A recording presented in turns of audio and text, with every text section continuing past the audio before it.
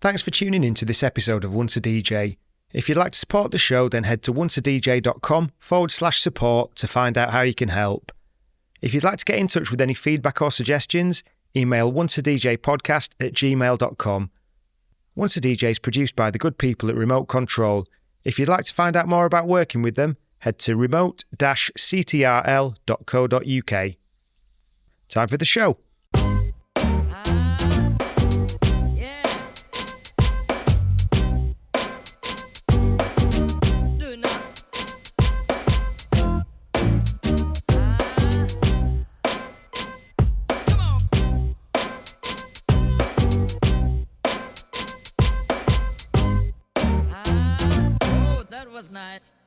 Once a DJ is brought to you with the support of Vinyl Underground Record Store.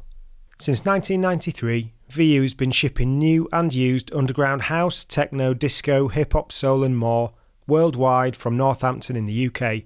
They're your go-to store for upfront releases, repressed classics and deep digging for undiscovered gems. And they're a great crew to deal with who really care about the music and their customers. To show the support to the Once a DJ community, they're giving you 10% off your next order. Just head to vinylunderground.co.uk and use the code ONCEADJ10 at checkout. You also get free UK delivery on all orders over £100. That's ONCEADJ10 at vinylunderground.co.uk. So today we're chatting to T. Cardaci, a well-travelled lifelong digger.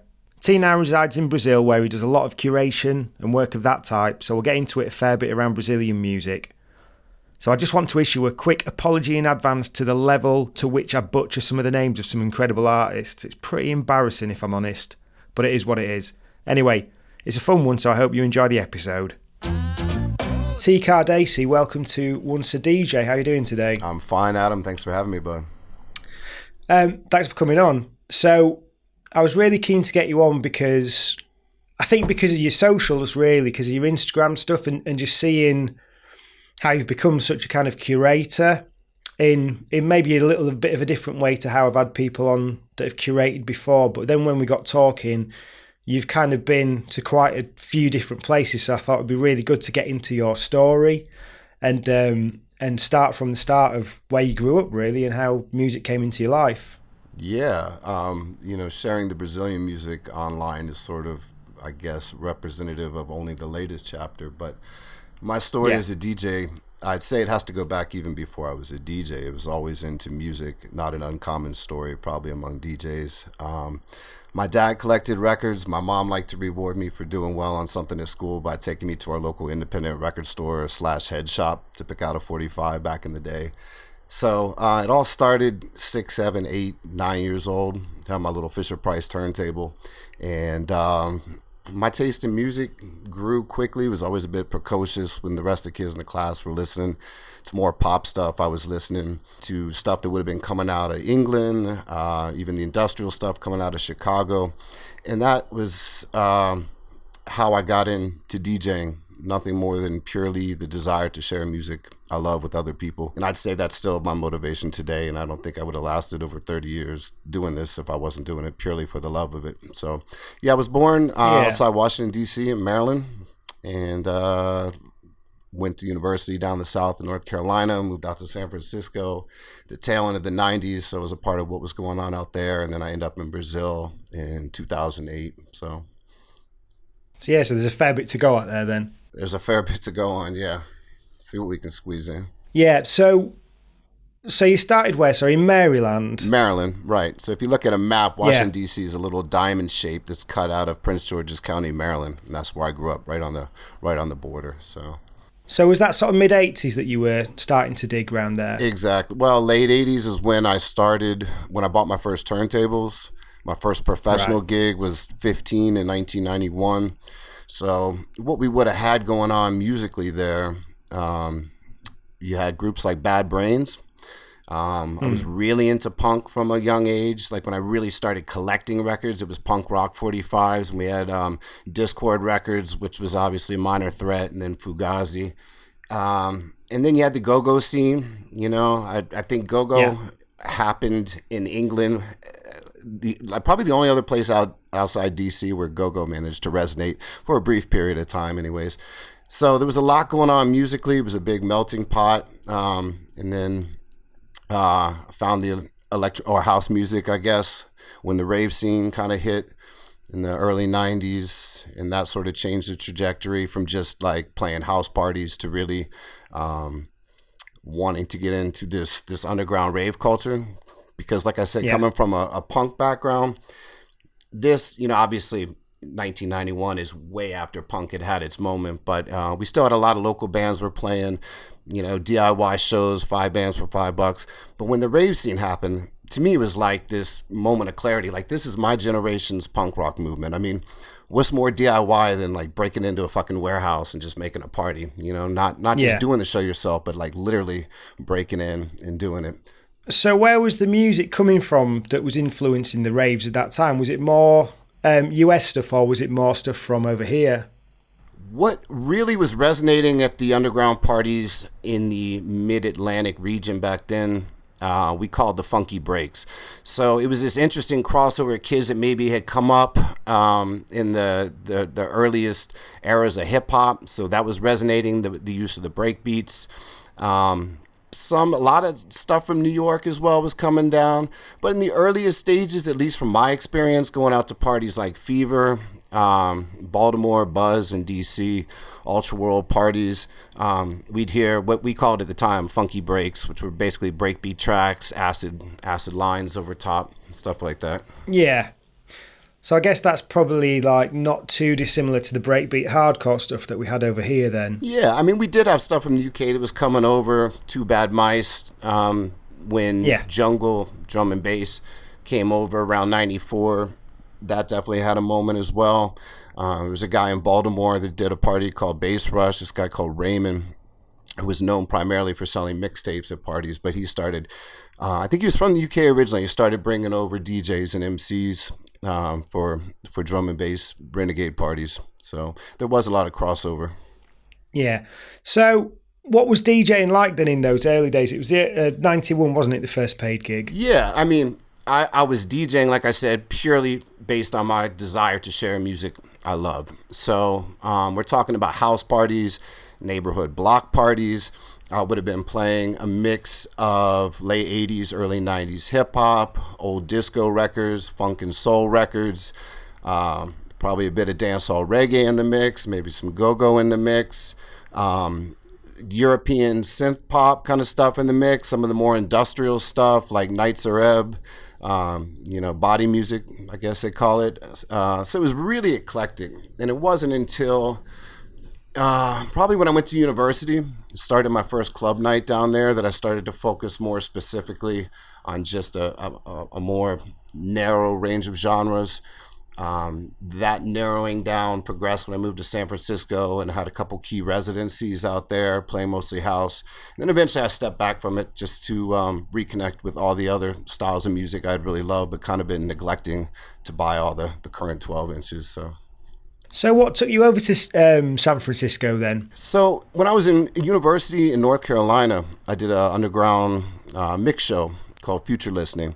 And that allowed me to have access and contact with a lot of different record labels. One of those labels was Hardkiss Music, which at the time was kind of like on the leading edge of like the psychedelic San Francisco deep house sound. And Niven was the guy who was running the label. And I talked to him every week to give him feedback on new releases. And I would just say, like, what's going on out there? I'm reading about it. Sounds amazing. He's like, yeah, you need to come out. You need to check it out. So I kind of just one day said, like, if I were to come out, maybe I could do an internship. And he sort of said, yeah, if you come out here, I'm sure we could find something for you to do. And that was literally it. And based on that, I planned a road trip with my brother. One summer after my third year of uni, went out there, spent 2 weeks driving this 1974 Ford pickup truck with a camper shell on the back we had bought for $50, and just drove cross country. It's literally one of the craziest things I've ever done, besides moving to Brazil. Those are the two things. But ended up out there, no money. My brother, who was like 3 years younger than me, he had spunked all his cash for the entire road trip before we had gotten out of the state. And it's crazy we even made it. In retrospect, it's absolutely mental. But he was a street performer. He was like a juggler. He joined the circus when he was 15. That's a whole other story, whole other interview. But I'd basically pimp him out in every city, put him on the corner like street performing and juggling, passing the hat so we could get gas money to get to the next city. And then I got out to San Francisco, and this was like 1996, 97, I guess. Amazing time musically. First night we got into town, Mark Farina was playing one of his mushroom jazz sets. And it was just like, my God, this is like where I need to be. And yeah, you could go out any night of the week back then. You could hear drum and bass one night. You could hear, West Coast underground hip hop another night. You could hear deep house. You could hear disco. Groups like the Brown Fellinis were doing like the, acid jazz kind of style stuff live still. It was just so much going on. So what brought me out there was just hearing about what was going on, feeling like that's where I needed to go. North Carolina, my time there at university was great, but I was really ready to see something more. So I took a chance and ended up out there with like no money, no contacts, nothing. I even went to the address that I had for Harkis, and it turned out to be a P.O. box on Market Street. And I'm looking around and going, I don't see anything, not even knowing their actual office was in the Lower Haight neighborhood. But it all worked out, and I ended up finding the guys, and still to this day have a great relationship with Gavin and Robbie and those guys. So yeah, it was an amazing time. It's nice to hear about something like that with San Francisco, because as someone who's never experienced it, you just think of it as this kind of cultural hotbed and this place that's very transient. People just kind of turning up there. Yeah. I guess maybe romanticizing it from the first summer of love and all that sort of thing. So yeah, hearing that kind of, you went there and weren't disappointed is really nice to know as well. And then, so from there, what was DJing like in San Fran? Well, I quickly made friends out there. There was a neighborhood that I just mentioned, the Lower Haight, where the Harkis office was. And at the time, there was at least 6 record stores in a 2-block radius. I mean, you get up in the morning, you go have a cup of coffee, and you run into other guys who were making music, other guys who were DJing. You spend the afternoon in the record shop flipping through the new releases.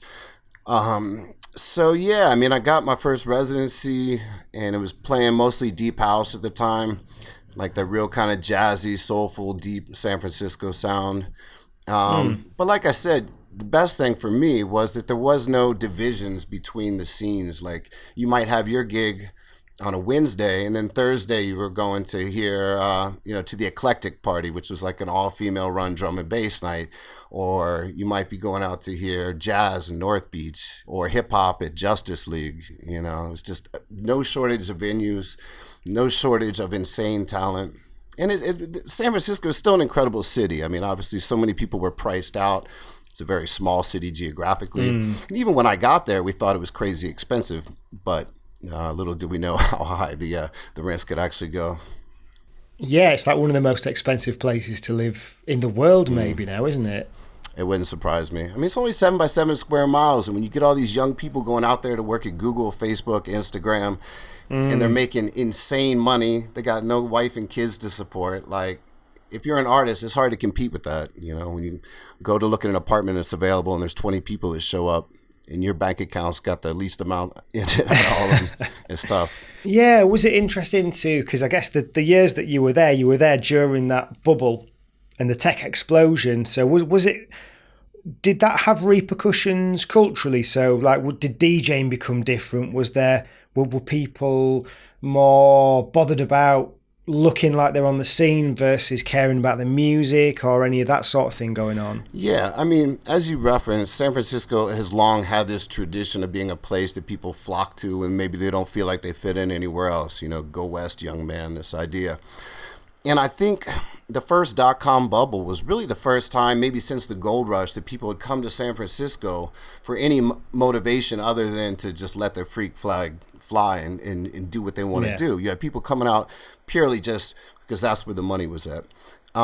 So that had massive repercussions. The South of Market area, the area that was more industrial and mixed use, a lot of the nightclubs were there. Next thing you know, these places are getting torn down and they're putting up these quote unquote lofts. We've all seen these like faux live workspaces that are really just like high-end apartments, and people move in because it's a cool neighborhood, and then what do? They start making noise complaints. The clubs get shut down. So it had a massive ripple effect.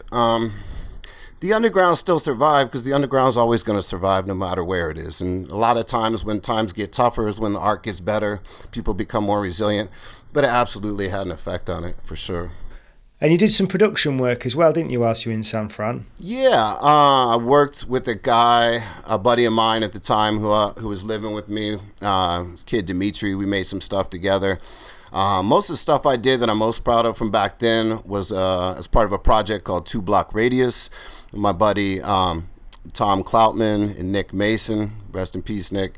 But we did some stuff that was very inspired by down-tempo, dub, house, new jazz, broken beat. Also very inspired by the high-grade skunk we were smoking, probably more than anything. But so we did 3 self-release CDs, a couple 12 inches. There was something on an Ohm compilation. And so that's kind of what I was doing production-wise. I've always, and still am, primarily a DJ, but throughout the years I've had some releases under different aliases. Yeah. I think it's good though, isn't it? Because you can, when you've worked in the production, it can kind of give you a different lens on how you listen to music sometimes. Absolutely. And you might appreciate different things about it. Yeah, absolutely. I think it goes vice versa as well, As a DJ, you have a different ear when you're in the studio, and then when you're making the music, it gives you a different perspective on DJing. So, yeah, even whether music's built to mix or not. If someone doesn't DJ, they might do an intro in a certain way that you're like, that's just going to make it really hard to bring in. When the vocal comes in after one bar or something, you're like, what am I going to do with that? Yeah. And was it in San Francisco that you met up with the DIY guys? That's right.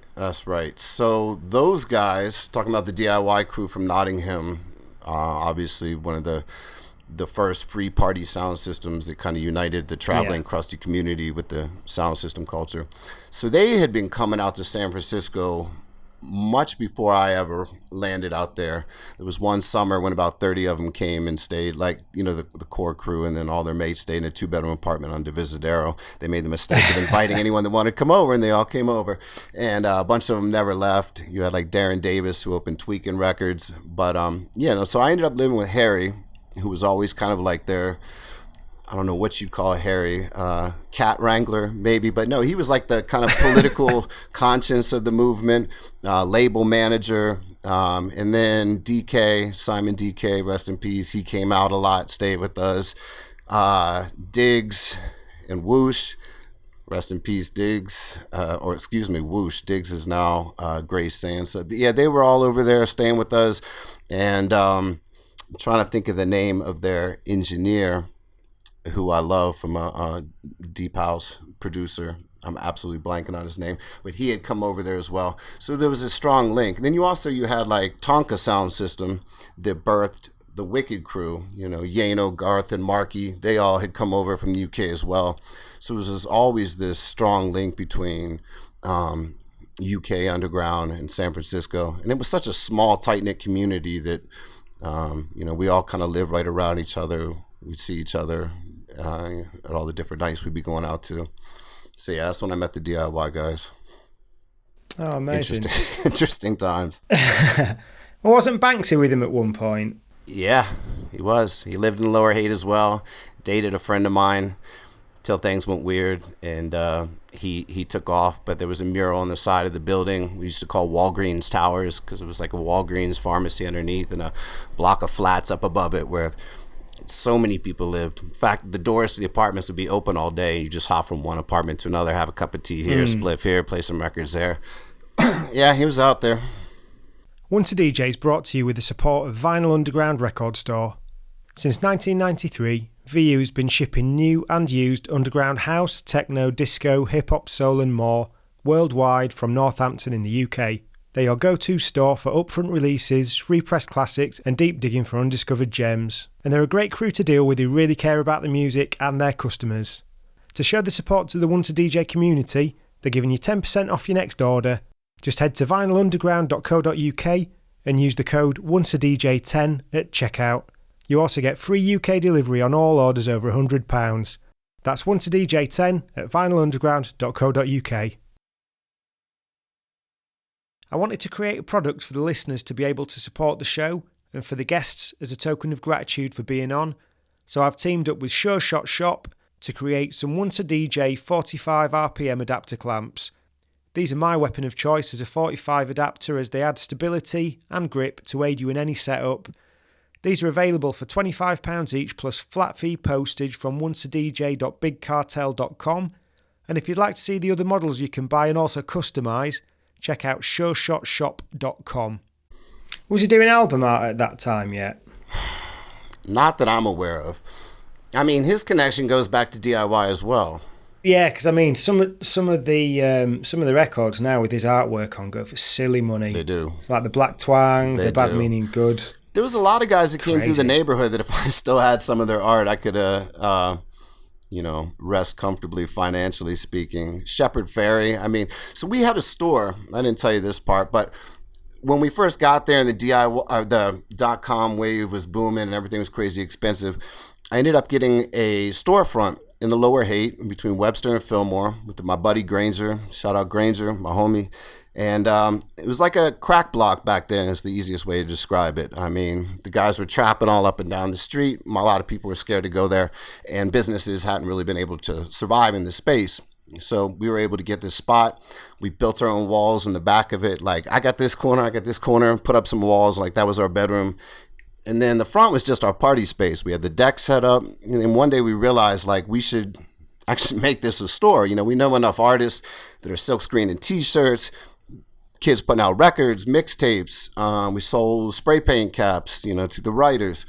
And we had this very DIY store there for a while. And, Shepherd Ferry walked by one day putting up his Obey posters and his Giant posters. Again, this is 97, 98 now. So he was known in the scene, but he wasn't like a worldwide phenomenon that he is now. Yeah. We called him over and said, hey, why don't you put some posters up in the shop? And he's like, yeah, man, cool. So we did this whole wall, these beautiful hand silkscreen posters, and gave us a few and signed them. I lost mine. Granger still has his. He found out he had a praise the other day.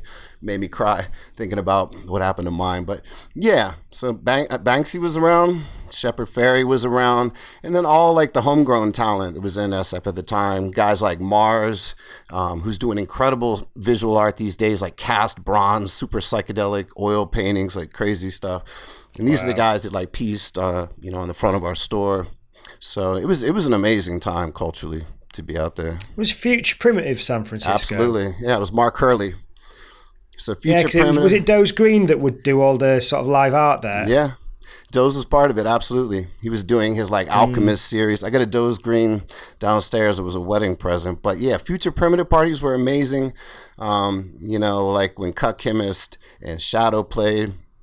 I remember at the end of sets when they did one of the 45 sets and Shadow threw a broken 45 record and cut me right above the eye. So asked him if he'd sign it after, slicing my eye open. So yeah, but those parties were amazing, man. Just again, another example of just how rich the musical culture was and just how at the forefront of pushing things forward. Another party we used to go to was in the basement of a place called Dalva in the Tenderloin. If you ever heard Dave Chappelle talking about the Tenderloin, you know a little bit about this neighborhood. Ain't nothing tender about it. But in the basement, you went down there. It was almost like a dirt floor, as best I remember, with like one blue light bulb. And there'd be a couch in the corner, and everyone with their black books out, piecing each other's books. And then you'd have like the Invisible Scratch Pickles set up on 6 decks for like 8 heads. And this is just like a Monday night. It was just absolutely brilliant. Yeah, I forgot that they're all kind of that way, aren't they? Daly City. Yeah, Daly City, South San Francisco. Yeah, yep. Oh, amazing. So what was it that made you think kind of enough was enough with San Fran? It had to do with getting out of a long relationship that ended very badly and kind of like shattered my heart in a million pieces, and I didn't really know what the way forward was. And then I had a friend who was getting married in Brazil. My friends kind of rallied around me and said, look, we're all going to this wedding. You're coming with us. We'll help you get some gigs, some gigs on the back of this. And man, long story short, a 2-week trip turned into 2 months, turned into 15 years. And now I cannot imagine my life had that not happened. So, moving to San Francisco, one insane thing I did that I had no business trying to think I could actually do, but managed to make it work. And then coming out to Brazil, not speaking the language, not knowing anything, not having any connections, and making it happen. So that's what made me leave San Francisco finally. I still have so much love for that city. I love to go back, but I can't imagine my life had I not come out to Brazil. Yeah. So, what was that experience? How do you end up settling in that situation when, like you say, you come out, you've not come out with any real plan, you don't know the language. Yeah. Get into where you are now within Brazilian culture, especially. Like, how does that work? I honestly don't know, but I mean, I met some people when I came out for the wedding, had a place to stay short term. And I should say at the time, I only had a tourist visa that allowed me to stay 6 months out of the year, and then I have to leave for 6 months. So my life for about 5 years was live in Brazil 6 months, do a DIY tour around Europe, playing a mix of festivals and small gigs for 3 months, back to the US for 3 months. So I did that for 5 years. And I had a place I was living with the girl that I was dating, and I was desperate to get out of it because it was just not a healthy situation. And I remember going on Craigslist because, like, San Francisco, that's all I knew. I didn't know what the Brazilian sites were to find an apartment. And for short-term apartment rental, because it obviously wasn't very popular in Rio, there was literally one listing for the day. And it said, furnished apartment in Copacabana in exchange for web designer and search engine optimization. I was like, yo, I'm your man. Like, I just came from San Francisco. I had that job. I hated that job, but hey, for a furnished apartment, I will do that for you. So I ended up with a furnished flat in Copacabana, and that was kind of like my first step on the ladder. And then when I met my wife, 2012, after we had been dating for a while, moved in with her, and yeah. But I mean, how I got into the music culture of Brazil is like a whole other story, but that's sort of how I landed on my feet here, I guess. Yeah.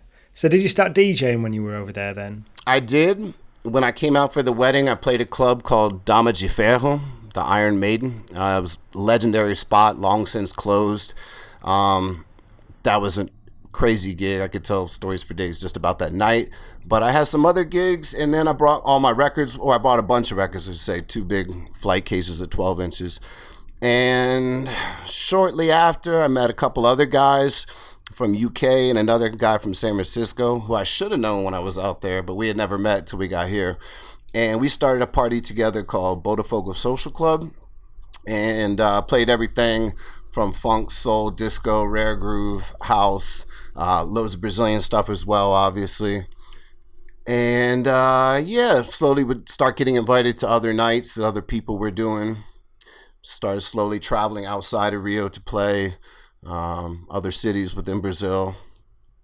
But that was a humbling thing, is to have to literally kind of start over from zero in a new place, where you don't know anyone, we don't have any, not saying I ever had any status in San Francisco, but like I knew people, I knew what was going on. I was in that world. Yeah. But out here, it was like very humbling to have to just start from zero. Were people open to it, or were they quite guarded? Because some places that you can have these kind of quite cliquey cultures, and some places it's a bit more anyone, come on, get involved. I suppose with DJing, it's kind of like it depends on how hard it is to get gigs, doesn't it, as to whether people embrace outsiders. Yeah, no, that's true. I'd say it's a mix. There was certainly a large group that I'm grateful for that kind of took me in. But then there was also, it became apparent quite quickly that they have what they call the panelinho, which means like a kind of cliquish scene, like you only book your friends. So that, that's something particularly in Rio that goes on, I'm sure in other cities. I mean, really, let's be honest, it's a worldwide thing. A lot of cities have their little cliques, and and also when you know a lot of great DJs, you're going to book the people you know first. That's sort of obvious if you're doing a smaller party and not bringing in international talent. But, yeah, I mean, I would say it was a mix. There were some people like Marcelinho de Lua, who was, he worked as an engineer on a Jorge Ben album. He put out a brilliant drum and bass record when that was first kicking off here. And he does a all-vinyl party called Ya Ya Hi-Fi. So he was booking me to play that with him, which I was thankful for. And but yeah, we started doing our own Botafogo Social Club party. That helped open some doors. They always say, you're not invited to the stage, build your own. And I firmly believe in that. Going back to the DIY point, the punk rock roots. So making your own party gets attention. Now I got a party here I do with old friend from San Francisco. Happened to move out here as well. Sammy D from Pillow Talk. If anyone knows Pillow Talk, he's living in Curitiba. And a guy called Rafael Contreras. We do a party called Funk Demure where we just play back to back to back. And super eclectic, super fun, kind of pushing each other outside of our normal comfort zones. And it's always inspiring when that happens. So, but yeah, I mean, when I first came here, I had some gigs lined up. But I would say it wasn't as easy as I had hoped it would be to get more gigs. It's been a process. So something else, I was talking to a friend recently because we both got that DJ Coco box set, the new record store day one. And it was the first sort of Brazilian music he'd got. And all of a sudden he messaged me and was like, do you think you'd ever want to just go travelling around Brazil buying records for a bit of a holiday? Which to me, I think it sounds like a great idea, but I think there's a lot of problems potentially in that. Like, how was digging when you got out there? Particularly being North American, were people kind of charging you more, or did you get to know the sellers, and how does all that work? Yeah, first of all, the idea of coming to Brazil, traveling around to dig for records is kind of parallel to someone that goes to India and decides to come back and become an importer. You're not the first to have that idea, and it's not as easy as you might think. You have to know Portuguese. It's not essential, but if you really want to have a conversation with someone and say, look, I love this record here. What do you have that's like this? You're not going to get very far if you don't speak Portuguese. So that was the biggest hurdle I faced after moving here, was learning the language. Yeah, I mean, like anywhere, you have your network of guys that sell, guys that you trade with, other diggers you trade with. If you're coming out here looking for the stuff that diggers have been collecting going on 30 plus years now, at least 20, 25 years, it might be hard to find. Or if you find it, you're going to be paying Discogs or higher prices for it. These are well-established classic records, and they're amazing, but they're tough to find. There's guys that have been coming from Japan and from London and from all over for a long time in search of these records. So yeah, and the Japanese guys don't muck about either, do they? Just a quick story about that. I told you my dad was a collector. When I was a kid, he had a garage that was filled with records, and he would advertise in the Washington Post every weekend, records for sale. And the majority of people that would show up were guys from Japan that could barely even speak English, and they were looking for all his jazz stuff. So before I was hip to any of that, they cleared out all his jazz records, and that wasn't really his thing. No. He was happy enough to sell it, but I still think to this day about what was in there. But so how that affected my digging was it really pushed me into exploring stuff that maybe other people weren't paying attention to. No, let me take that back. There's a lot of top diggers, top researchers in Brazil that deserve full respect, that have been doing it way before I showed up, and probably be doing it long after I'm gone. But for me, this was stuff that I wasn't seeing being pushed by DJs outside. Maybe the Axé stuff from the northeast of Brazil, maybe a lot of the independent productions, which has become really my passion, is trying to track down and discover things that came out only on 7-inch and limited copies that were private press stuff. Like the compilation I did that came out last year was focused on that. So, yeah, I mean, if you come out here, you're going to find great records, but don't expect to get them for $1 a piece like maybe you would have back in the day. And without speaking Portuguese, you might find yourself at a disadvantage, to say the least. Yeah. And and you will pay more for being a gringo. Whether you're getting a chair on the beach or trying to buy records down at Praça Quince on the weekend market. Yeah. You're going to pay the gringo tax. So was it the curating or was it the DJing that got you kind of opened that door for you to do the touring in Europe? That was just based on a lifetime of connections. Everyone cool I ever met in my career, if you want to call it that, I stayed in touch with. So when my first opportunity that really opened the door to tour in Europe was through a guy called Gideon, old buddy of mine from San Francisco, that again was connected to DIY and the free party traveler scene. He was living in San Francisco, And he went back to the UK and he started a set design company that would do like sets for traveling artists like Scissor Sisters, one of the first big clients. And he approached Michael Levis at Glastonbury about doing in the late night field, a party that represented gay culture, was something he was saying, pointing out the obvious. It was really underrepresented at the time at Glastonbury. So they did the NYC Down Low. And Gideon had already started Down Low Radio. I was doing a show regularly for that. He put the offer out. He said, "You want to come play Glasto? Like, I'll give you 2 sets." I was like, yes, I would like to play Glastonbury, the biggest festival in the world. Like, that's something I never thought was going to happen. That wasn't on my bingo card, as they say. So I went out there and played that. And, when you're playing Glasto, it's easy to kind of blag some other gigs. Hey, I'm coming out, reach out to all my friends, get in touch with friends of friends. And I was able just to, again, very DIY style, sleeping on couches, no fancy hotels or anything, just like, do it yourself. I had that first gig, and every year I'd come back with more connections. So next year it'd be a little bit bigger, more gigs, more countries. So that's just how that happened. I guess when you're organising, if you want to call it a tour like that, I don't know if that's the word you'd use. I suppose like being someone who's used to this kind of travelling and going, yeah, let's just give it a go, see what happens. I guess that'd help with traveling and doing that and like staying on the sofas and that sort of thing. Yeah, I'd say my lifestyle up until then was very conducive to life on the road. I mean, certainly when I was in San Francisco, you might leave your house on a Thursday and come back only the next Tuesday, going from couch to couch, party to party. So like doing a tour DIY style, it wasn't that much of an inconvenience for me. In fact, I loved it. I loved meeting with people. I would never want to be in a hotel by myself. I want to be where the action is. I want to meet other heads. I want to look at their record collection. I want to hang out just talking shit all night, like about like records we love, like just seeing what's going on in their city, So to me, that was amazing. I really cherish those times. Like now that I have a kid, I don't do it as much. Last year I went back and played a festival in Ireland. It was amazing. But like I don't do the all-out tour. I just don't have the time to like leave the family. But it was an amazing 5-year run of summers in Europe. Yeah, you see, I think I'd kind of want to have a full itinerary sorted and know what every hour's going to look like. All the gigs were sorted. It was like a proper tour. It sounds pretentious to call it a tour, but that's what I was doing, It is what it is. I was going from city to city, and I knew I had to take a bus from here to here. Then I'd have to fly into this country, and from there I'd hitch a ride with someone who was going to meet me there. It was all worked out. Just because it was DIY doesn't mean it wasn't planned. There might be an add-on gig here and there for sure. But the only difference was, like I said, it was just very informal as far as where I was staying and how I might get to a party. No first class tickets, anything like that. Bolt bus. So how did the curating kind of develop then?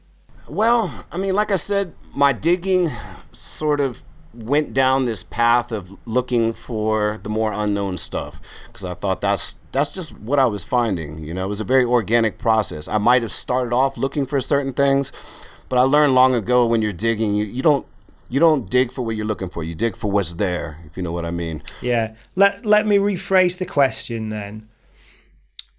At what point did it become more of like, this is what I am now. I'm doing this curation kind of as a job. Did it take a certain thing that made certain people take you seriously or bring projects to you? Sure. The compilation I did, Sonhos Secretos, which didn't start off, again, so much of my life has unfolded in a very organic, weird way. If I were more mystical, hippie, I'd say the universe was providing. But whatever it is, it started with the mixtape I made. And I frequently make mixes of, recent discoveries or recent things I found in my digs just to share with friends. And I did this mix of independently released Brazilian 7 inches from the early 80s, which is a unique time historically and culturally in Brazil. And that got picked up by Aquarium Drunkard, which is a magazine or online music journal, really good online music journal from LA. And they asked if they could run it and if I'd write a few words to provide some context. And from there, I got contacted by a label called Org Music out of LA. It does some really great reissue work. And they said, would you want to work with us to do this as a legit licensed reissue? And that turned into a 3-year process because I foolishly, when they asked me how much work I'd want to do, and I said, well, I want to do everything. I want to track these artists down. I want to be the one to find them. I want to negotiate the deal, make sure they're getting paid. So that project really opened the door for the work I've done after, which is in the capacity of executive producer for, here, can I show you a couple things? I don't know if you're even going to see it. Yeah, sure. If you just talk them through for the listeners. Just for anyone that doesn't know, this was the compilation I'm talking about, Sonhos Secretos. It's all independent MPB, Música Popular Brasileira, that came out between 1980 and 85, which was the tail end of the dictatorship. So like the censorship was lightening up. People were taking to the streets in protest, calling for a return to free and open elections. And let's see. This is a record I executive produced for my brother Pedro Guinu called Palago. Came out on Razor and Tape, a label mostly known for house and disco, but they love this record, and the owner of the label had been coming to Brazil a lot and wanted to kind of branch out. So we did that. And then there's a new project I'm working on with my buddy Fabio Santana, who's a Brazilian, I just made up a word, a brilliant Brazilian producer, keyboard wizard. He does that like kind of Lincoln Olivetti style Brazilian boogie very well. So we started off with the single called You Can Do It and Swingy Malandragem on Dippin' Records. Shout out to Saucy Lady. And the whole album is going to be out the 17th this month. So I don't know when this interview will air, but May 17th, his whole album, Asa, will be out on a double record. So, yeah, I guess really every project that I've done has opened up the door to two more things. And it's just been slow build. It's not, again, a route that I chose consciously. Like, now I'm a curator, now I'm a producer. It's just natural extensions of what I've been doing my whole life that I'm sort of now kind of using the knowledge I guess I have and the connections I have to, especially with Brazil, you know, building bridges between UK or US and artists here that may not have the, you know, the privilege of having all these connections. So that's been really cool to kind of share that with the artists I meet down here. Once a DJ is brought to you with the support of Vinyl Underground Record Store. Since 1993, VU has been shipping new and used underground house, techno, disco, hip-hop, soul and more worldwide from Northampton in the UK. They're your go-to store for upfront releases, repressed classics and deep digging for undiscovered gems. And they're a great crew to deal with who really care about the music and their customers. To show the support to the Once a DJ community, they're giving you 10% off your next order. Just head to vinylunderground.co.uk and use the code ONCEADJ10 at checkout. You also get free UK delivery on all orders over £100. That's ONCEADJ10 at vinylunderground.co.uk. I wanted to create a product for the listeners to be able to support the show and for the guests as a token of gratitude for being on, so I've teamed up with Sure Shot Shop to create some Once a DJ 45 RPM adapter clamps. These are my weapon of choice as a 45 adapter, as they add stability and grip to aid you in any setup. These are available for £25 each plus flat fee postage from onceadj.bigcartel.com, and if you'd like to see the other models you can buy and also customise, check out sureshotshop.com. Yeah. Do you find it difficult to know how much to say yes to? Because with this sort of thing, when you work project by project, it can be really hard to know what's easy, what's comfortable to commit to, or sometimes you say yes and you're like, oh my God. I'm learning. I'll put it like that. I'm learning to say no. I'm learning to say no. I have to be more choosy. And it's hard because like some things that are presented to me sound amazing, but I might start to get a weird feeling or vibe of something. I'm like, do I really want to commit 6 months to a year to working on this if it could potentially just end up in some, you know, weird scenario where I'm not happy? If I'm not loving it, like I just don't have the time for it. You know what I mean? Like I have to be 100% passionate about it, into it, and everyone that I'm working with I have to love, or else it's just like there's not enough money in this game to do anything for any other reason than loving it. So yeah, that was something I was going to mention, is sometimes it can be a great project, but if the fit with the style of people isn't quite right, or everyone's got a slightly different set of values, then that can kind of make it difficult with that sort of thing. I suppose it's whether you can sniff people out or kind of gauge them sort of early enough to work out if that relationship's right or not. Right. Yeah, and everyone involved can be cool, but maybe like they have different ideas of respecting your time, or maybe like just I could go into it, but I'm just gonna leave that one alone. But yeah, you have to be. I'm learning to say no to different things, and it can be hard. I mean, respecting people's time in this day and age with how much remote work we do is a super difficult one anyway. Because flexible work's amazing, but it means some people might be sitting there at 6:30 in the morning and just firing off emails, not thinking about that if this person's got it set up on the phone, and there's the argument about should you have it set up on your phone in the first place. But if they've got that they wake up and the first thing they see is a work email, it's really tricky to navigate. Yeah, I say I'm fortunate that I don't have to deal with a lot of that in my life, but I am very sympathetic to those that do. There's no division, or very little division between personal life and work. Is it quite satisfying with the artists that you're speaking to, given the type of music and the sort of short run sevens and things? Is it really satisfying to get their sort of reactions where it's like, yeah, we're going to breathe some new life into your music? Massively. And if I told you what I earned on the Sueños Secretos project, you'd laugh. I mean, and at the end of the day, no amount of money could ever compensate me for the hours I put into it. But my payment for doing that project is when I finally track down these artists, get them on the other end of the phone. I tell them or I try to explain who I am, and they're like, what? Who are you? How'd you find my record? And I tell them what it means to me. And I was like, the world needs to hear this. It's fucking brilliant. Like, I understand back in the day, you had no distribution, you had no marketing budget. But like, I believe in it. And they're like, you know what? I believed in it too. It just wasn't in the cards back then. So it's kind of mind blowing for a lot of these guys. There's some random gringos calling them up 40 years later saying, I found your record in a warehouse and I want to reissue it. So it's amazing for them. But like, to me, that's my payment for this project. Like, as a fan of the music, like, that's the best, being able to find these guys and help bring their music to a bigger audience. And what do you think it is about Brazilian music? Like, I'd say, and maybe it's in quote unquote our world, that Brazilian music is probably the most appreciated non-native English speaking music. Mm-hmm. What is it about it? I think the swing is irresistible. I mean, it makes you want to get moving. It's so varied as well. I mean, you have the stuff that has the deep African influence. You have the stuff that borrowed from West Coast cool jazz, bossa nova, obviously.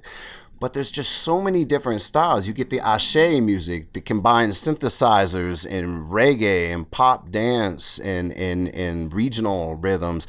So I think it's just such a vast well of music that, I mean, I'll be honest, when I first came here, I probably knew more than the average gringo about Brazilian music, but I quickly learned.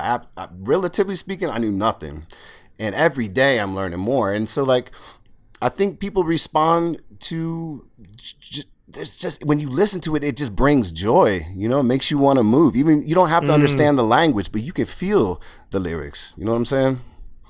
So that's and obviously a lot of it was inspired by what was happening elsewhere. So when you listen to like Lincoln Olivetti and Hobson Georgie, those guys were listening to West Coast AOR. Those guys were listening to like boogie producers. You know what I mean? So like, it has that influence. So that resonates with us. When you listen to Banda Black Heel, like you hear, Kool and the Gang, you hear Earth, Wind and Fire. So you hear James Brown.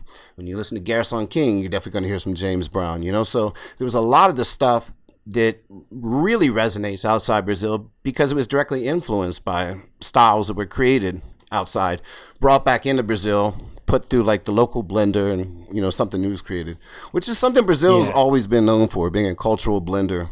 Whether it's baile funk, which took like electro, freestyle, and Miami bass, and then turned it into their own funk carioca or baile funk, whatever you want to call it. So Brazil's always been great for that. So like my level of knowledge of Brazilian music, I would say, is pretty starter pack. Like it's very much the basics. Have you got any advice for anyone listening who kind of wants to dig a little deeper and start to step into that world of Brazilian? Buy my compilation, available on Org Music. No. Yeah. We'll put the link in the show notes as well for that. There's guys that I would recommend following if you can find them on Instagram, like DJ Bill from Belo Horizonte. Okay, he's in Germany right now DJing. Young cat who does like amazing research, particularly on music from his state of Minas Gerais. If you can find these guys online and follow them, see the records they're sharing. I mean, you can follow me on Instagram. I'm always posting like obscure records that I find I'm getting excited about. I say that's the best way. I mean, there's obviously no shortage of amazing compilations out there, but I wouldn't say there's too many that are really pushing the boundaries of like what's been established as classic Brazilian records for, like I say, going on 25 plus years now. But if you can find some of these younger DJs like Gustavo has a record shop out of his house called Ile Music. He is from Sao Paulo, the periphery of Sao Paulo. You know, I hate to use the word slum, but it's definitely an economically challenged area. And he came to Rio to work as a researcher at a photography museum. And now he's one of the best researchers of contemporary Afro-influenced Brazilian music, like a lot of stuff that wasn't really getting the recognition until recently. Gustavo Kino is his name. Find someone you like on Instagram and kind of look at who's commenting, like who their little nerd circle of people sharing records, and you'll be turned on to an immense world that you didn't know existed in Brazilian music. Yeah, that's amazing. So have you got any more projects coming up that you want to share? Yeah, I just did a bunch of writing over the last year for Elon Paz's book, Dust and Grooves, Volume 2, of all like record people and their collections. Oh, nice. So he obviously shot all the photography, and I did a handful of interviews, like a lot of guys in Brazil and girls. The women are represented in this book. So I did some interviews with people like Cassine, amazing producer. So that's coming out quite shortly, I believe. So that's not my music stuff, but music adjacent writing work. I do a lot of writing stuff also. Yeah. Fabio Santana's LP is coming out. There's actually going to be a second part to the LP.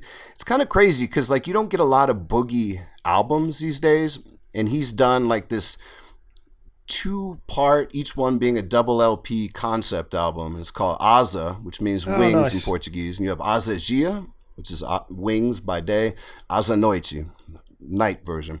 First one's more sunshiny, Balearic boogie vibes. The second one is more like late night dance floor boogie, and that will be coming out next along with the single on 45. I'm doing some work on a compilation. It's not my compilation, but I was brought in as a consultant to suggest some lesser known kind of disco and boogie tracks from Brazil for a pretty well known and loved label from UK. I don't think I can say too much more about that, but that'll probably still be a year out before all that comes in. I'm still working on a lot of licensing stuff, dealing with some headaches, Brazil specific headaches, which is, I mean, doing business down here. Like, is that artists or labels? Let's just say like this is actually unique. Like I've had problems doing business down here because it's just culturally different, a language barrier, what have you. But it's the first time in a licensing capacity that I've had the issues I'm having now. And it has to do with 3 children from a deceased artist. 2 of them are on board. One of them has some kind of out there ideas, and he's brought in an attorney, and the attorney has some even more out there ideas of what the value of this work is for. And I'm trying to explain, like, I was brought in on this project to suggest stuff that's just off the radar. So maybe this catalog that I think is incredible and should be valuable doesn't have the value you think it does right now. Anyways, you know, I always want my people to be compensated fairly, like 100%. But there's also like economic realities to releasing records. Definitely, and I've had kind of slightly parallel experiences myself when kind of licensing music, where it's like you want to kind of get someone a buyout figure, and in their mind it's this, but it's like that's just not going to happen, and unfortunately, you know, it's so subjective, but it's kind of unfortunately that then stops their music going out to people, and that's the biggest shame with something like that. Right. I'm trying to explain to this attorney to explain to the one holdout client that if you want to create value for his deceased mother's catalog, getting it on this compilation is a damn good start to like creating a group of fans around the world that will be waiting to find the next discovery from her. But anyway, I still have confidence and hope that we'll work through this. And like I said, this experience has been a bit of an outlier. My general experience in working with artists here has been great. Yeah, and I guess with that, if that lawyer can be aware of there must be a fairly sizable amount of money in the reissue market these days. Yeah, I mean, not to go into too much detail, but this one situation is getting hung up on an absurdly high advance that they're asking for, which could jeopardize the deal. But like, I believe in this song, and just on digital downloads, if DJs are buying this track, that's a 50% split to the family straight away. You know, so it's, you know, one thing I don't want to talk bad at all about Brazil because I love this place and I chose to live here. But doing business, my experience is sometimes people can be a little short-sighted. They're not thinking about building a relationship. They're thinking about, you know, getting what they can in the moment. Anyways, I don't want to dwell on that at all because, like I said, I chose to live here. I love this place, and it's absolutely crazy. And some days I'm just left scratching my head like, what the fuck is going on? But like at the end of the day, it's brilliant. So, being in Brazil for so long, you must have some crazy stories, right? I believe I heard one about a women's prison. I'll give you a couple quick stories. I talked about our Botafogo social club party, which moved around, started in the Botafogo neighborhood, and then we ended up doing it on top of the favela, or comunidade, it's like a more appropriate term, community, of Vidigal, which has an incredible view of all the southern zone of Rio and the ocean. And we had a friend from Germany who had a guest house, very adventurous German guy, had opened a guest house on top of this favela when it was still very much controlled by the local drug gang. But it was all cool. Our people came up, taking moto taxis up the winding roads, and we were cool with the locals. Locals could come in free. But we had a little, sort of an incident once with a local drug gang, sensing a opportunity, decided to set up a point of sale right outside the door to our party. So they had their table out there with their various products on offer and their various chrome-plated pieces of machinery. It's not really the vibe you want as you come into a party, but we had a chat with them very respectfully, obviously, being on their turf, and just said, look, you guys are going to do what you do. If you come into the party, cool, just please leave the hardware outside. And everyone got on fine. They would take turns coming in, having a little dance. They were respectful. It was very surreal. But the party went to like 9 the next morning, sun coming up over the ocean. It was brilliant. But the story about the women's prison, I was asked to help out on a documentary by a crew from New York about a beauty pageant that takes place in a women's prison in Brazil. So I started off kind of in the capacity of a fixer, helping them out on the ground here, and then that sort of morphed into like, hey, would you want to DJ the after party? I'm like, in the prison? Like, yeah. So it was at Talavera Bruce women's prison in the Bangu prison complex in the western zone of Rio, and it was completely surreal coming in through security, and then as soon as we were led into this corridor of the women's prison, this big fight broke out in front of us. Like the guards are trying to cover us and break up this fight. And we're like, okay, this is real here. And then they brought us into this courtyard where they had set up this beautiful white marquee and a pasarela, like a catwalk, right? And they had this beauty pageant. And it was for the girls who were on good behavior. And then there was the only thing that gave you an indication at this point you were inside of a prison is the 4 walls around us in this courtyard had very small windows with bars. So all the naughty ones who weren't allowed to participate were all up in the window, like shouting various things and, making their presence known. But these girls, when you see them coming down the catwalk in their ball gown, they were stunning, and you'd talk to them afterward and they were as sweet as can be, and you would have no indication of their previous criminal activities unless you talk to them. I asked one girl how she got in there, and she said, her kid had no father and she had no food. One day she got a hold of a pistol and got on a bus at rush hour, robbed the bus, and got caught. Another one got roped into being a mule, got caught with a suitcase full of coke in the airport. And you realize these are all like poverty related things. These aren't things people did because they thought it was clever. It's like they're hungry. And so like one of the biggest problems I see in Brazil is the gap between those that have a lot and those that have nothing. So that's a hard thing about living here. But yeah, that was an eye-opening experience, and got to DJ at the after party, and it was wild. They had a good time. The girls were digging it. There's a video online somewhere. So is there any other bits of advice that you'd give people that they're coming to Brazil? Because I think from what I understand, you've got to be quite careful about where you go, for example. Yeah, I mean, safety is an issue, but I don't know of many big cities where if you're not self-aware, safety isn't an issue. I think if you don't tempt, a lot of crimes are opportunistic. If you're walking around flashing your wealth, someone's going to snatch it off you. Come here with the respect for the people. Don't come here with stereotypes. Particularly a horrible one is, Brazilian women can be extraordinarily beautiful, and people have different ideas of what their morals may be like, and that's just very much frowned upon when you show up with that mentality. So, be respectful of the culture. Be respectful. If you're from the United States, realize that the military dictatorship here was put in place through a lot of support from the U.S., so this is a former colonial country, and they're sensitive to that kind of mentality. There's a story when Diplo came over here, and he went to a baile funk in Cantagalo, and Sonny Pitbull, big funk DJ from Rio, was playing. Diplo was like, yo, through his translator, yo, I want that. Tell him I want that one. Tell him I need that record. I need that track. I need that track. And then Sonny turned around and said, look, man, in 1500, the Portuguese came here and traded my people broken glass for all our gold. We don't do that shit anymore. So if you come over here, just be respectful is the main thing. Be self-aware. Be smart. Don't flaunt your wealth, your brand new iPhone. Maybe leave it at home by a burner.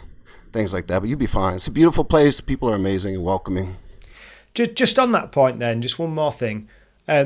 So when you did the compilation then, did you already have the understanding of the political history, or was that all kind of learning on the job with that project? I had an understanding, but it definitely led to a lot more research.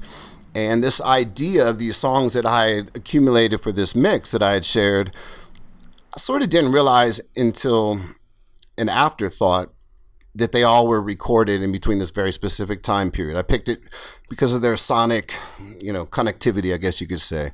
They had a sound that worked together thematically, and they were all independent releases. But when I look back on it, I saw they all came out between 80 and 85. To me, that sort of represented the second generation of artists in Brazil willing to put out their own records. After Tim Maia had released his Racional 1 and 2 records, followed by Antonio Adolfo's Feito em Casa record, that kind of demonstrated to a lot of young artists that it was possible to release your own music. And these years between 80 and 85 are crucial because they represent the tail end of this dictatorship, which had been oppressing artists, arresting artists, torturing artists, leading artists like Caetano and Gilberto Gil to self-exile. It was coming to an end. There was a movement that was taking place called Direito Já. It means like rights now. And it was led by the leading artists of Brazilian popular music. They were holding concerts in the city that were attracting, upwards of 100,000 people. That was like huge. And they were calling for the return of free and open elections. And this was all directly tied into what was happening in Brazilian popular music. So while the songs that I picked on the compilation, I wouldn't call overtly political, just by their existence was kind of a political statement. It was all definitely tied into the culture of the time, leading to the downfall of the dictatorship. Yeah, and shout out to Tim Maia as well on a slight aside, because his album with the annoying thing with him is that he's got 4 albums that are all just called Tim Maia. All called Tim Maia. And I get excited every time I see one, and it's never the one that I want. You could do a branding class by studying what has been done in Brazil and doing the opposite. Like doing research for my compilation, people put first names only. And like João, I mean, that's like John, right? Yeah. Like how you going to Google a guitar player named João? Or they use nicknames like Beethoven, like put piano player called Beethoven in Google. Tell me what you're going to get, right? Like, so Tim Maia, no, I don't know why that is. Yeah, it's the one with Rue Confessional. Is it? Hail Confesso. Yeah. Hail Confesso. That one, I think it's the 1973 or 1974 Brilliant. Awesome album. Okay, another question then. Are there other people that are as cool as Marcus Val? No. No, he's the coolest, man. He's like Rufus Thomas, who used to call him the world's oldest teenager, from Stax. Like Marcos Valle is now the world's oldest Brazilian teenager. He's still got his youthful looks and like, you know, like love of life. And, you know, I've been fortunate to meet him a couple times, and he's just as cool as you'd hope to be. He's got that kind of mellow surfer vibe, and he's still like so down to like create new stuff and push the sound forward and collaborate with young artists. Like he's been doing a lot with Tom Misch. No one's cooler than Marcos, man. Yeah, he's the whole package. Yeah, I saw him with Azimuth a few years ago in London, and I was like, what? Just the energy that he's got. Yeah, I'd say meeting Marcos and then Mamau, Ivan Conti, rest in peace, the drummer from Azimuth. I was very blessed to be able to like strike up a friendship with him, visit him at his home and share meals with him, bring people in to record with him. That's another guy that's just like as cool as they come. But Marcos is like the epitome of cool. Like Ivan was just like the cool uncle, you know, the big teddy bear dude that was just down to hang out and tell stories, and was just like sweet as could be. So amazing sounding drum kit as well on that video that you shared. Oh man, his fills, you can always tell a track he played on, to me anyways, by like his drum fills on the toms.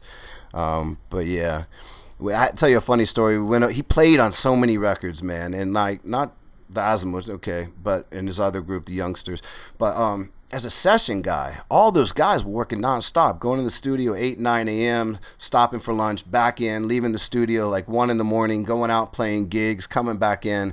A lot of times they wouldn't even know who was going to sing on the tracks. They just have the arrangement put in front of them, ready, 2, 3, boom, let's go. And a kid I brought, not a kid, my buddy DJ Flag, shout out Flag, great producer, b-boy DJ. We had gone over to Mamau's place to record some drums. And the day before, Flag had been to Tropicalia Records in Rio, and he found this really cool Umbanda record. Umbanda is one of the African spiritual traditions in Brazil with its own unique rhythms. So he recorded on his phone. He played it for Mamau. Like, you think you could play something like this? And Mamau starts laughing. He's like, yeah, I think so, because that's me playing on that. Uncredited. But and we were all laughing, you know, like, that's crazy. And he's like, no, you don't even know. Like, until 2 weeks ago, I wouldn't have known that was me. But DJ Nuts, like, talk about one of the top researchers, DJ Nuts from Sao Paulo, had got in touch and said, hey, I found another record. I'm pretty sure this is you playing on. So, yeah. Anyways, but that guy was amazing. Yeah, Nuts is the coolest. Is serious, isn't he? Another level. Yeah. Another level. Total respect to that guy. Yeah. And you mentioned earlier to ask you about meeting Willie Mitchell. Yeah, I was driving cross country at the time. I just come back from that year. I'd spent traveling, going back and saw my folks. And when I got to Memphis, I had to go by to see where the old Stax studio was. It's now the Museum of American Soul Music. It's incredible. I've since been back like 3 times, brought my wife, kid, parents. It's like going to Mecca for me. But after the first time, I was like, I want to go see the old Royal Studios and the home of High Records, you know, like where Willie Mitchell recorded Al Green and Peoples, all these records I love. And get to this spot, and it's definitely off the beaten track for tourists in Memphis, you know, just to put it lightly. And then I get out the car and I go knock on the door, and it opens a little bit. There's a very beautiful young woman kind of looking like, can I help you? I was like, yeah, I'm sorry to bother you. I went into like this whole, probably is just rambling, like, I'm such a fan. I want to see where Al Green and Peoples recorded, and Willie Mitchell, da-da-da. And when after I say Willie Mitchell, I hear this voice like, well, don't just stand there, boy. Come on in here. And like, she opens up the door, and he's at the secretary's desk, dressed immaculately in this cream-colored suit, stocking feet up on the desk. And I was just like, Papa Mitchell, like just freaking out, full fanboy. He's like, hey, you in luck, boy? Got Memphis royalty here. It was like Wayne Jackson was there from the Memphis Horns. He was been living in LA, but he was in town to record a session. And he's like, you hungry? We just had some chicken delivered. And they shared their lunch with me. I was like, this is crazy, man. This is like, didn't really expect this. I just thought maybe I'd stick my head in, kind of say I was here. And he's like, nah, come here. I'll give you the whole tour. So he gets up. He's got this like really elegant cane. He kind of limps down the hallway, turns to face one door, and he's like, this is my office. And then he like karate kicks the door open, like bang. He's like, I don't go in here too much anymore. It's too much shit in here, but make yourself at home, take a look. And it turns on the lights, like shag carpeting, like classic straight out the 70s, gold records all over the walls. And it was amazing. It was amazing. I went back out to the car. I had a Willie Mitchell 7-inch that he signed. I think I had a Memphis Horns thing too, just randomly in a couple boxes. So that was a special day. I mean, I always loved the soul music and the funk music out of Memphis. So that's my little Willie Mitchell story there. After seeing you post the record of his the other day. Yeah, what an incredible tune and an incredible sample as well. Yeah, as a producer, he was at the top for that Memphis sound, in my opinion, for sure. I mean, legend. Still had Al Green's microphone, mic number 9, that only Al Green could use, and he kept it covered in the corner of the studio, and that was just reserved for Al. And I got to see Al, too. That was a whole nother trip. I was passing through, and my parents were with me, and it was a Sunday. I was like, yo, let's go to Al Green's church. He's probably not there. Let's take a chance. Al Green, Reverend Al was in the house, man. He welcomed all the guests. He said, you want to take your shoes off, dance around, take your shoes off, dance around. I was like, hell yeah, this is my kind of church. So I took off the shoes, dancing around. His son was playing percussion. It was amazing. Memphis is a special city, for sure. I feel like we've just kind of scratched the surface on a lot of different things today. I think you've done so much. Yeah. I think you need to start writing it all down, maybe look at doing a book. That would be interesting. I feel like I'm still acquiring more stories. I'm not ready to start documenting, but it wouldn't be bad to make some notes before I forget everything. Yeah, amazing. Right, well, yeah, it's been great to speak, and we'll hopefully get you on again in the future. Talk about some more of the bits of work that you're doing. I've enjoyed the chat, Adam. I appreciate you inviting me on, despite my initial hesitations that I wasn't worthy of being a guest on the show. No. Thanks for being persistent. That's being persistent's kind of my job, really. So yeah, happy to do so. Can you just share your socials and where the best places are for people to sort of keep up with you and keep up with your work? Yeah, the best place to keep track of what I'm up to these days is on Instagram, and it's just my name. It's spelled TEECARDACI. The old link in the bio has got an infinite number of things, different mixes I've done, different projects I've worked on, and for sure I'm always sharing obscure Brazilian records there. All kinds of records from all over. I'm not just limited to Brazilian stuff, but definitely a lot of Brazilian stuff. And it's definitely where I'm announcing any new projects that I have coming up. So thank you very much for that, and we'll put your Instagram in the show notes, and I'll speak to you soon. Nice one, bud. Cheers. Thanks for tuning in to this episode of Once a DJ. If you'd like to support the show, then head to onceadj.com/support to find out how you can help. If you'd like to get in touch with any feedback or suggestions, email onceadjpodcast@gmail.com. Once a DJ is produced by the good people at Remote Control. If you'd like to find out more about working with them, head to remote-ctrl.co.uk.